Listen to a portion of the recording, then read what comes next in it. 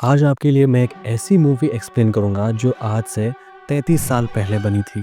Film का नाम है गुणा, जो कि 1991 में रिलीज हुई थी।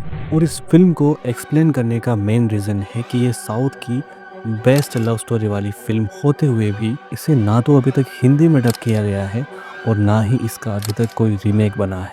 इसीलिए मुझे ये इकलौता मौका मिला है इस मूवी को हिंदी में एक्सप्लेन करने का, क्योंकि YouTube पर अभी तक किसी भी क्रिएटर ने इसे हिंदी में एक्सप्लेन नहीं किया है। और इस फिल्म में है इंडियन सिनेमा के the one and only versatile and evergreen superstar Kamal Haasan. ये कितने ग्रेट और यूनिक पर्सनालिटी वाले एक्टर हैं, ये तो आपको ज़रूर पता होगा अगर आपने इनकी हिंदी फिल्में देखी होंगी। जैसे इनकी पहली फिल्म एक दूजे के लिए, इंडियन, दशावतारम, चाची 420, सदमा, या हाल ही में रिलीज हुई इनकी विक्रम और कल की 289880। बात करें गुणा फिल्म की तो 1991 में ये फिल्म इतनी पॉपुलर हुई कि गवर्नमेंट को उस लोकेशन को एक टूरिस्ट स्पॉट घोषित करना पड़ा जहां इस मूवी का क्लाइमेक्स सीन शूट हुआ था, क्योंकि इस मूवी के रिलीज के बाद ऑडियंस उस लोकेशन पर वास्तव में घूमने जाने लगी थी। और वो लोकेशन है द गुणा केव्स, वही गुणा केव्स जिस पर इस साल की फिल्म मंजूमल बॉयज बनी थी।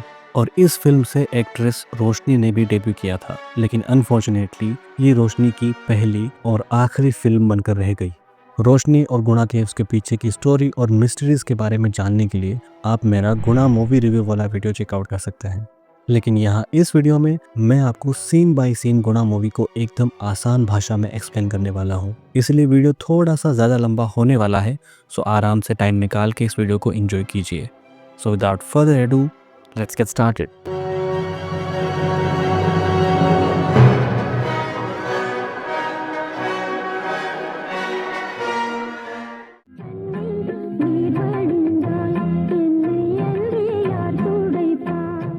मूवी की शुरुआत एक मार्केट से होती है जहां एक कोठे पर मुजरा चल रहा है और इस्माइल जो इस कोठे का मकान मालिक है वो एक एक करके कोठे पर काम करने वाली सभी लड़कियों से हमेशा की तरह अपना कमीशन ले रहा है। मनोरमणि नाम की एक अम्मा कुछ लड़कियों के साथ ये कोठा चलाती है। उसका एक इकलौता बेटा है जिसका नाम है गुणा, जो दिमागी तौर पर ठीक नहीं है और उसे एक दिमाग की बीमारी है जिसमें उसकी जिद ही उसके लिए सब कुछ है। इसीलिए दुनिया के लिए यही उसका पागलपन है और उसके इसी पागलपन की वजह से उसकी माँ उसके लिए हमेशा परेशान रहती है। इसलिए वो भगवान से प्रार्थना करती रहती है कि उसका बेटा ठीक हो जाए।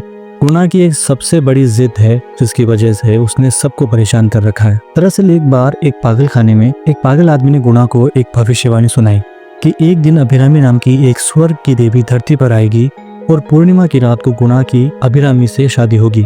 गुणा को इस भविष्यवाणी पर बहुत विश्वास है, इसलिए वो हर किसी लड़की को अभिरामी समझकर उसे अपने साथ ले जाने की जिद करता रहता है। और एक रात तो वो भरी बारात में घुस जाता है और वहाँ कार में बैठी दुल्हन को अभिरामी समझ लेता है और उसे अपने साथ ले जाने की जिद भी करता है।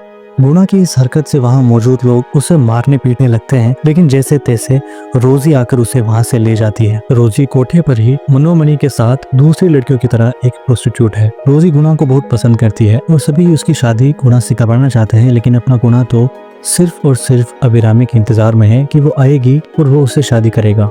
इस बारात वाली हरकत के बाद गुणा को फिर से पागल खाने इलाज के लिए एडमिट कराया जाता है, जहां डॉक्टर गणेश उसे समझाते हैं कि अभिरामी नाम की कोई भी देवी नहीं आने वाली है तुमसे शादी करने, और ये सब तुम्हारे दिमाग में है, और अगर वो सच में है तो अब तक आई क्यों नहीं।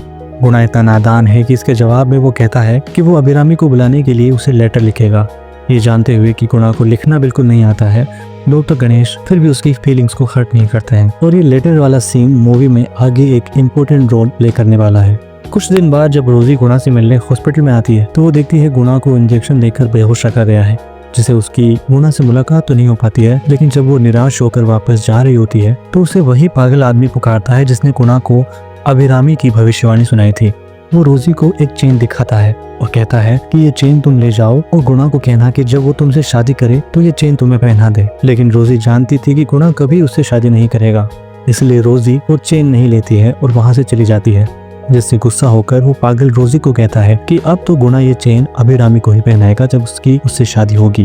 मनोरमणि की दूसरी परेशानी है, जिस मकान में वो रहती है और कोठा चलाती है उसे इस्माइल को 15,000 रुपए हर महीना उस मकान का किराया देना पड़ता है।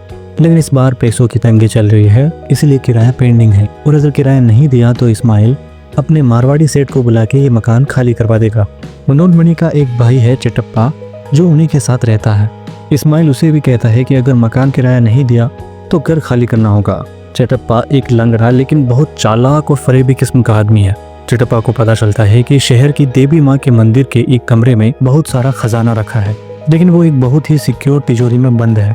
लेकिन उसे ये भी पता है कि गुणा के पास एक टैलेंट है कि वो बिना चाबी के कोई भी ताला खोल सकता है। चिटप्पा पहले भी गुणा से ऐसे चोरी के काम करवा चुका था, इसीलिए मकान किराया चुकाने के लिए वो मंदिर लूटने का प्लान बनाता है। लेकिन उसके लिए उसे गुणा की जरूरत पड़ेगी जो अभी पागल खाने में है। इसलिए वो मनोन्मणि को ये कहकर मना लेता है कि अगर हम हॉस्पिटल वालों से ये कहे कि उसकी माँ यानी तुम मर गई हो तो हॉस्पिटल वाले उसे छोड़ देंगे। लेकिन मनोन्मणि को इस बारे में कुछ भी नहीं बताता है कि गुणा के बाहर आने पर वो मंदिर लूटने वाले हैं, और इसके बदले वो मनोन्मणि को कहता है कि हम मकान मालिक से मकान खाली करने का नकली एग्रीमेंट पेपर बनाएंगे, लेकिन उस पर सिग्नेचर गुणा के करवाएंगे, क्योंकि गुणा के दिमागी तौर पर ठीक नहीं होने की वजह से उसके सिग्नेचर किसी काम के नहीं होंगे, और इससे हमें कुछ टाइम और मिल जाएगा पैसे इकट्ठा करने के लिए।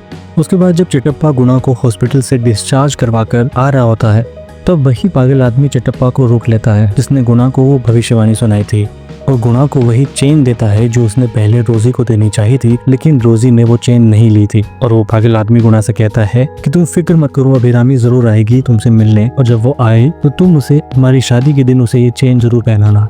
जब चिटप्पा गुणा को ये कहकर घर लेकर आता है कि उसकी माँ मर गई है, तो वाकई में गुणा बहुत उदास होता है। और इसी बीच रास्ते में उसे एक गाय दिखती है। वो उस गाय से कहता है कि तुम्हें पता है मेरी माँ मर गई है। ये सुनकर चिटप्पा गुणा को कहता है कि तुम्हारा दुख भला ये गाय कैसे समझेगी। जवाब में गुणा कहता है कि मेरा दुख इंसान की समझ से परे है, जिसे सुनकर ऐसा लगता है मानो गुणा अपने आप को इंसान समझता ही नहीं है। लेकिन घर आकर उसे पता चलता है कि उसकी माँ तो जिंदा है, और ये सब उसे हॉस्पिटल से घर लाने के लिए किया गया था। और चिटप्पा के प्लान के मुताबिक गुणा को पेपर्स पर साइन करने थे, लेकिन जब मकान मालिक वहां आते हैं तो क्योंकि गुणा बहुत नादान है और उसे छल कपट करना और झूठ बोलना बिल्कुल भी नहीं आता है, इसलिए गुणा नादानी में सब कुछ उगल देता है कि उसे पागल खाने से पेपर पर सिग्नेचर करवाने के लिए लाया गया था। उसके बाद मकान मालिक मनोन्मणि को धमकाते हुए वहां से चले जाते हैं और कहते हैं कि अगर मकान का किराया नहीं दिया तो घर खाली करना होगा। गुणा पर उसकी माँ बहुत गुस्सा होती है और उसे बुरा भला कहती है, लेकिन जब बात अभिरामी पर आती है तो वो भड़क उठता है। लेकिन रोजी आकर उसे संभालती है और उसे लोरी सुनाकर सुला देती है। और ये देखकर हमें रोजी के कैरेक्टर के बारे में पता चलता है कि रोजी के मन में गुणा के लिए प्योर लव और केयरिंग वाली फीलिंग्स तो है। अब चिटप्पा के पास सिर्फ एक ही ऑप्शन बचता है किराए के पैसे चुकाने का, और वो है मंदिर में चोरी करना।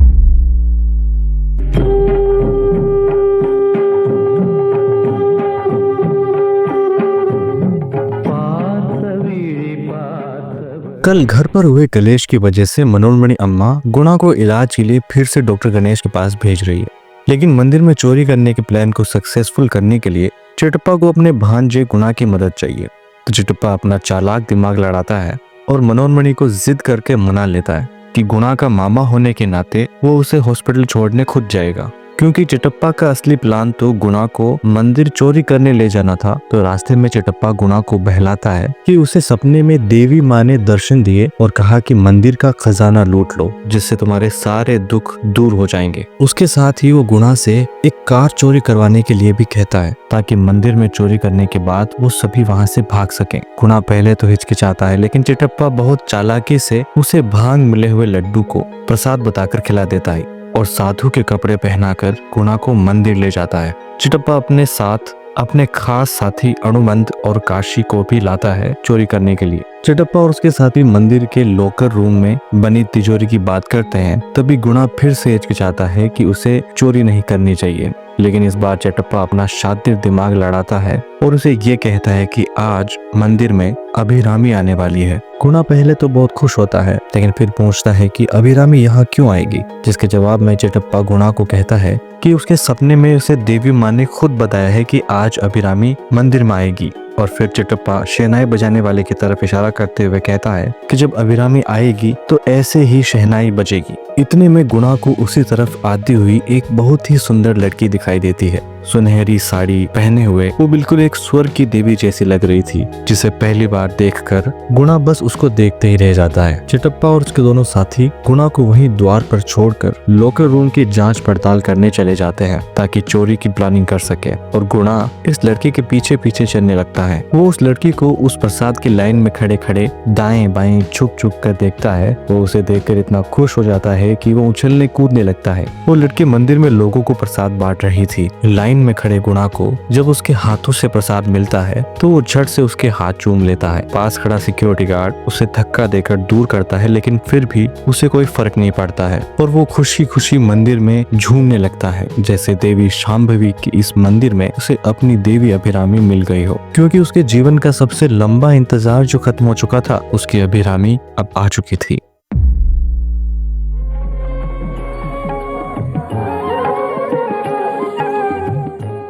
अगले दिन गुणा, चिटप्पा और उसके दोनों साथी गुणा की हेल्प से चुराई हुई एक कार लेकर मंदिर आते हैं और आज उन्हें मंदिर में चोरी को अंजाम देना है।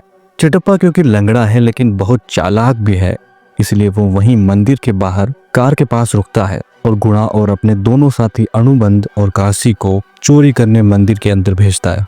बाहर पहरा दे रहे पुलिस वाले को अनुबंध एक पत्थर से भरी हुई पोटली से मारकर बेहोश कर देता है, जिसका आविष्कार उन्होंने चोरी के एक रात पहले किया था। और तीनों उस लॉकर रूम में घुस जाते हैं। वहाँ एक बड़ी तिजोरी है जिसके अंदर कुछ ऑफिसर्स पैसों की गिनती कर रहे हैं और अब सब गुणा के भरोसे हैं। गुणा बस कुछ ही देर में एक वायर से उस तिजोरी के ताले को खोल देता है। उसके बाद काशी और अनुबंध दोनों तिजोरी के अंदर घुस जाते हैं, लेकिन गुणा बाहर ही रुकता है। अंदर घुसते ही वो दोनों तिजोरी के अंदर बैठे ऑफिसर्स के ऊपर टूट पड़ते हैं और उसी पोटली से पीट पीट कर बेहोश कर देते हैं। ऐसा करते ही वो पैसा और सोना बैग में भरने लगते हैं। गुणा अभी भी बाहर तिजोरी के दरवाजे के पास खड़ा है। इत्तेफाक से वो कल वाली लड़की भी उसी समय मंदिर पहुंच जाती है। गुणा की नजर उस पर पड़ते ही वो फिर से उसके पीछे चलने लगता है और ऐसे में अनजाने में उससे वो तिजोरी का दरवाजा बंद हो जाता है और जिससे अनुबंध और काशी दोनों तिजोरी में ही बंद हो जाते हैं। चिटप्पा जो बाहर कार के पास उनका वेट कर रहा होता है, गुणा को ऐसे मंदिर में मंडराते हुए देखकर वो भी मंदिर में आ जाता है। चोरी की खबर मिलने पर वहां मंदिर की सिक्योरिटी में लगी पुलिस भी आ जाती है और जब वो तिजोरी का दरवाजा खोलते हैं तब उसमें से वो दोनों चोर भागते हुए बाहर आते हैं। भीड़ और शोर की वजह से मंदिर में अफरा तफरी मच जाती है, जिसे देखकर चिटप्पा अपनी जान बचाकर वहां से भाग लेता है। उधर गुणा अपनी अभिरामी के पीछे पीछे मंदिर के बाहर आ जाता है। अभिरामी का ड्राइवर गाड़ी निकालता है और वो वहां से निकल जाती है। फिर गुणा भी उसका पीछा करने के लिए अपनी गाड़ी में बैठता है। तभी अनुबंध और काशी पुलिस और भीड़ से बचते बचाते कुछ हाथ आया सोना बैग में लेकर गुणा के साथ गाड़ी में बैठ जाते हैं।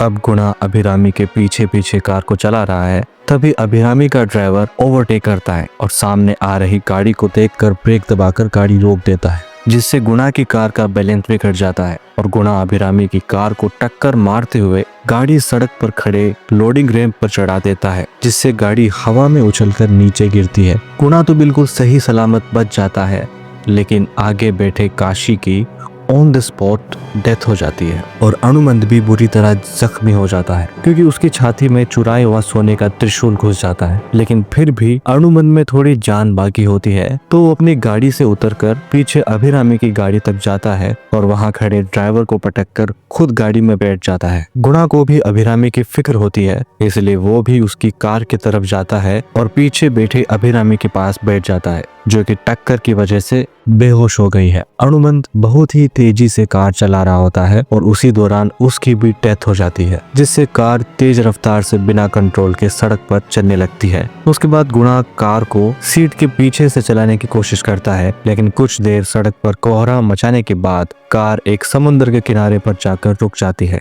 और अनुबंध, गुणा और अभिरामी तीनों कार के साथ पानी में जा गिरते हैं। जैसे कि उस पागल आदमी ने कहा था, लग रहा है कि गुणा की कहानी उसी तरफ जा रही है। गुणा का चिटप्पा की वजह से मंदिर तक आना और उसका उस लड़की को अभिरामी समझना भले ही इत्तेफाक जैसा लगता है, लेकिन जिस तरह से मूवी में हमें यह विश्वास दिलाया गया है कि गुणा की किस्मत में अभिरामी का आना लिखा हुआ है, जिसे कोई बदल नहीं सकता है, वो मूवी में बहुत ही अच्छे से होता दिखाई देता है। अब मूवी में आगे हमें इस मंदिर वाली लड़की के बारे में बताया जाता है। कहानी में आगे एस के नाम के एक बिजनेसमैन जो एक बहुत ही बिजी मीटिंग अटेंड कर रहा होता है, उसे पुलिस का एक कॉल आता है कि उनकी एक कार का एक्सीडेंट हुआ है। एस के स्वर्गीय बिजनेसमैन जयप्रकाश की फैमिली का बिजनेस संभालता है और उनकी इकलौती बेटी रोशनी की देखरेख भी वही करता है। यानी एस के वो खास आदमी है जो फैमिली का वारिस तो नहीं है, लेकिन फैमिली पर कंट्रोल अब उसी का है और गुणा इसी रोशनी को अपनी अभिरामी समझ रहा है। एक्सीडेंट की जगह पहुंचने पर एसके को सीबीआई ऑफिसर रमैया मिलते हैं। वो जब रोशनी की कार को पानी से बाहर निकलवाते हैं तो उसमें सिर्फ एक ही बॉडी मिलती है जो अनुमंत की होती है। इसका मतलब है कि गुणा रोशनी की जान बचा लेता है और बेहोशी की हालत में उसे अपने कंधे पर उठाकर अपने घर ले जाता है। उसकी अम्मा मनोन्मणि और रोजी जब उससे पूछती है कि ये लड़की कौन है तो गुणा उन्हें कहता है कि ये अभिरामी है। गुणा अपने साथ वही सोने से भरा बैग भी लाता है जिसे अनुमंत और काशी ने मंदिर से चुराया था और कहता है कि मुझे चिटप्पा मामा ने जो भी कहा था वो सच हो गया है और अब हमारे सारे दुख दूर हो जाएंगे। इतना सारा सोना देखकर मनोन्मणि को भी लगता है कि ये सही मौका है अपने हालात बदलने का, इसलिए वो और रोजी रोशनी को जल्दी से छुपाने लगते हैं। लेकिन क्योंकि ये एक कोठा है इसलिए लोगों का आना जाना लगा रहता है तो मनोन्मणि उसे जल्दी से छुपाना चाहती है और उसी दौरान कोठे पर आया एक कस्टमर रोशनी को अगवा होने की हालत में देख लेता है, जो कि इस्माइल का ही एक दोस्त होता है। सुबह जब रोशनी उठकर बहुत शोर मचाती है तो मनोन्मणि और रोजी बिना गुणा को बताए रोशनी को घर के एक तहखाने में छुपा देते हैं और गुणा जब उनसे पूछता है कि अभिरामी कहाँ है तो वो गुणा से कहती है कि वो हॉस्पिटल गई है और जल्दी आ जाएगी।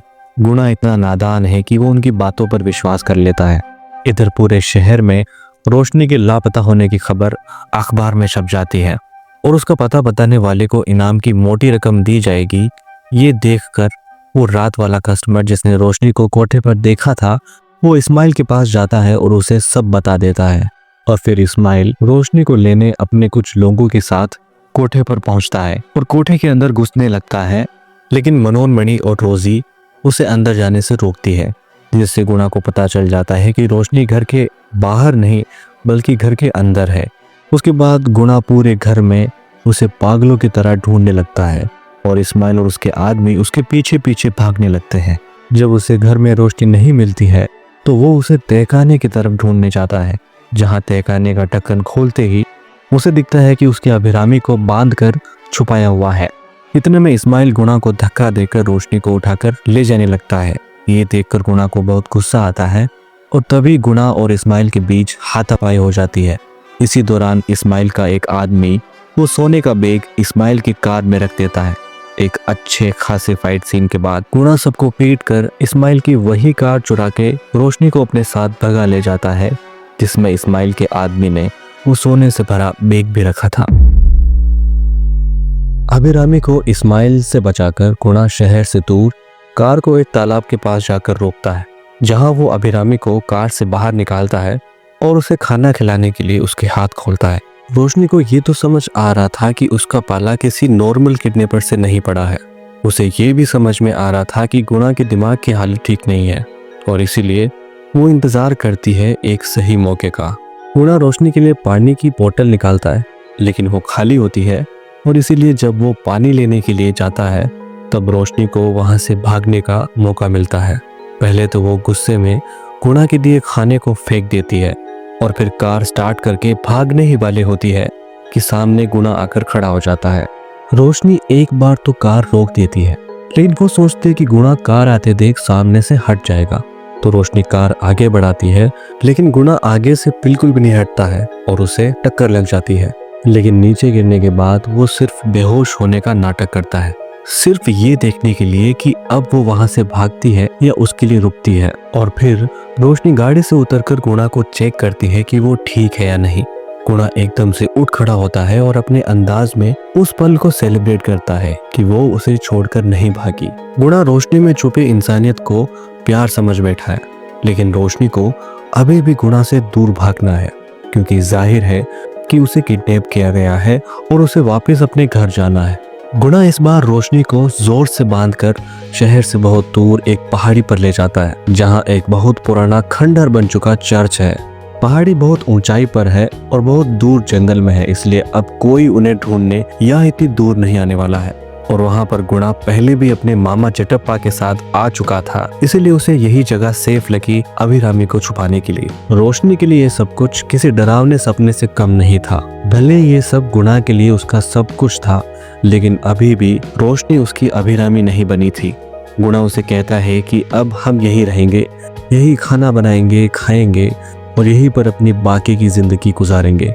रोशनी को गुणा की बातें बिल्कुल भी समझ में नहीं आती है, इसीलिए वो उसे कहती है कि तुम्हें जितने भी पैसे या सोना चाहिए तुम बताओ, मैं तुम्हें दिलवा दूंगी, लेकिन तुम मुझे घर जाने दो।